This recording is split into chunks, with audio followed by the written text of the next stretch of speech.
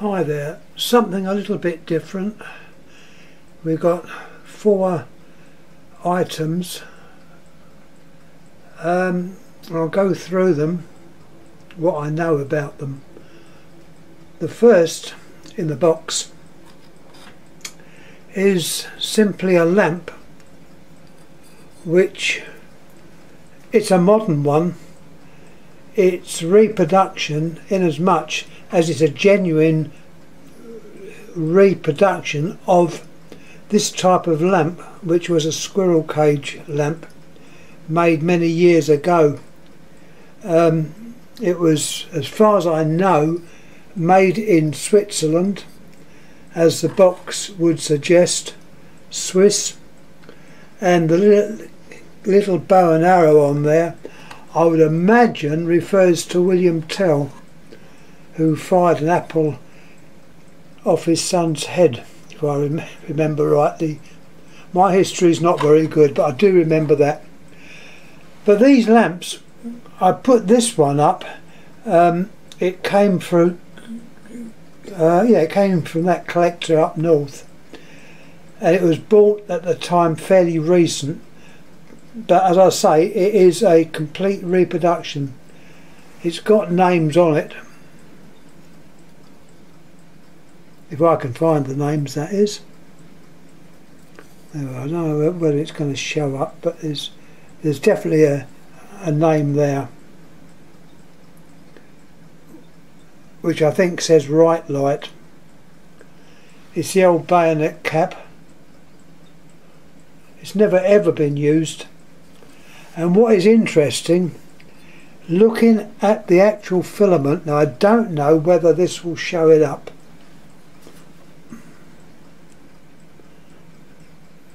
I'm hoping you'll be able to see that the wire is simply a straight wire. It's not twisted or coiled in any way.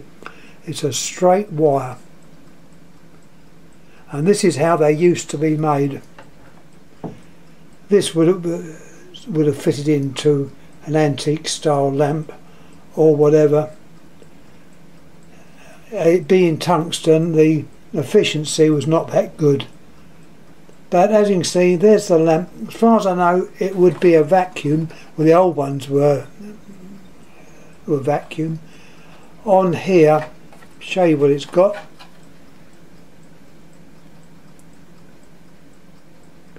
.245 volts indicates that it's certainly Continental, but it looks like it's Wright Company UK. And if you look at the diagram on the right, it shows you just how efficiency or lack of efficiency it actually is. So these are mainly used for decorative effects. But at least they were made almost the same as the old squirrel cage. Now if we leave that one, we come on to another, dare I say, a squirrel cage.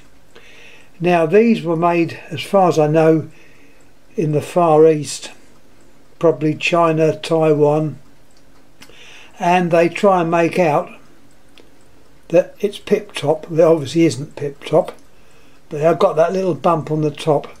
Why they just can't use the same envelope as that other one, I don't know, but it's all part of the design. This too was well made. It's also got the screw base, Edison screw. There's nothing on it at all, but let's have a look at the filament, and once again I'm hoping it will show itself. You look very, very careful. I don't know how it's going to turn out. I've got a light more or less on top of it. It should be showing a very, very slight coil. So each of those wires has got a very gentle twist or a coil. That gives you extra length. And this lamp itself is one for 110 volts. It's out of my what they call it, the American Standard lamp I've got, a Torchia I think they call them. It's only used on very special occasions, because the light given out of these is not very bright at all. In fact, it is for decoration. Now, interesting to note that so many programs you see on TV, I'm thinking of the X Factor, Strictly Come Dancing, those type of programs, they use a lot of these type of reproduction lamps. And if you look in eBay, there's hundreds of them. So much so that if you're generally trying to look up an old lamp that might happen to be there, you have quite a job to actually find them. They're inundated with these, I'm not saying monstrosities, they're well made, and obviously people do buy them, but then they are reproduction. And like that first one I showed you, the reproduction, but these are like a modern reproduction with modern workings. So they are very dim compared to what they should be. I can't show you any information like a box or anything, because they didn't come in a box. They came in a jiffy bag, would you believe it, from China. I ordered 4, one was smashed. The glass wasn't, the stem inside was. Great pity, but they were cheap. I don't know the exact price, but they were cheap. Anyhow, that's the reproduction. Well, they were both reproduction lamps, but this is the one that is got a coil to the filament. They've all got these zigzag arrangement. Now what we got next is old. It's older than me. Put it in so you get the whole thing. You've got which looks like a lamp. It's not a lamp.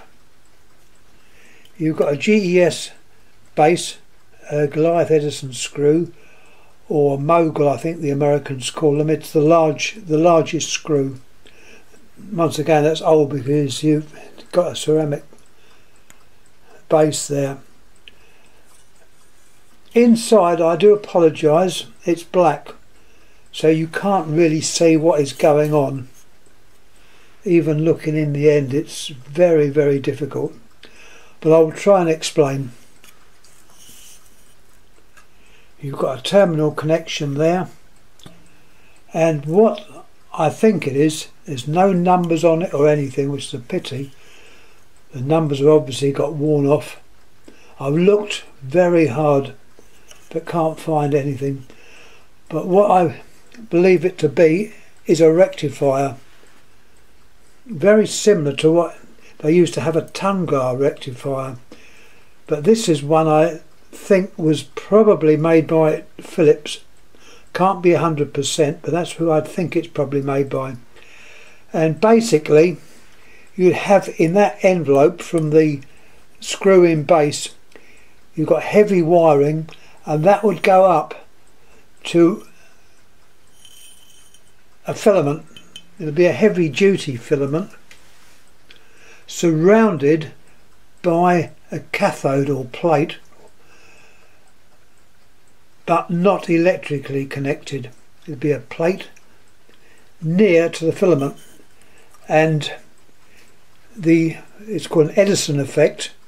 Edison noticed it, but he didn't realise what it was, and it went by the by. But that's another story.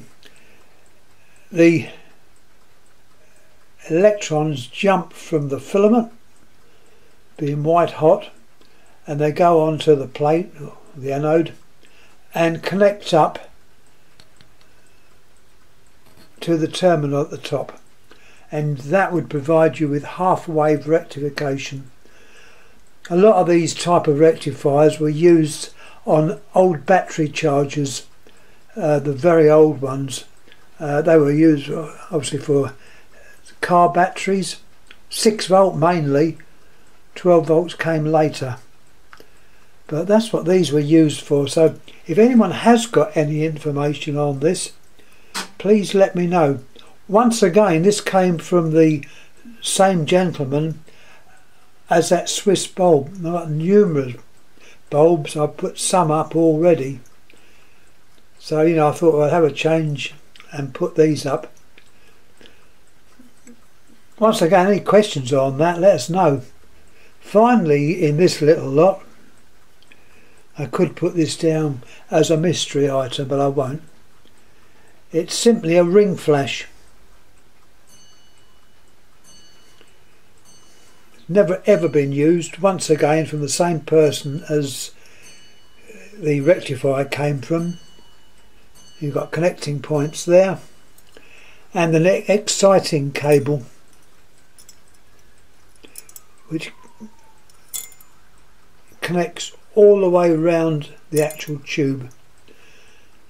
And this was probably used in photography, strobing, and basically what you would do, you'd have a very high voltage between those two electrodes, and to trigger it you would have put another voltage on the wire there. It's the one I've got in my hand, and by touching that on you would ignite the actual tube and it would flash. I've never used it. It's just in my book a curio. I've got so many curios. Anyhow, that is more or less it for this time with the items I've brought up and shown you. Any questions, please ask. If anyone knows anything about any of these things, who can probably help me out or even argue with me. You know, I'm putting these things up, I'm thinking I'm saying the right things. Hopefully I am, but not always. Anyhow, once again, thanks. I did move this around a bit, so there we got the. They also got a light which I've been using. That is rather handy. And no, you're not going to jump up there. You stay down there. One of my pussycats has decided he's going to jump up, or she's going to jump up. Anyhow, thanks again for watching. Any comments please make, please subscribe, please rate, and all the other things you do on YouTube. Thanks again, before I'm inundated by a lovely pussycat. Thanks again, thank you.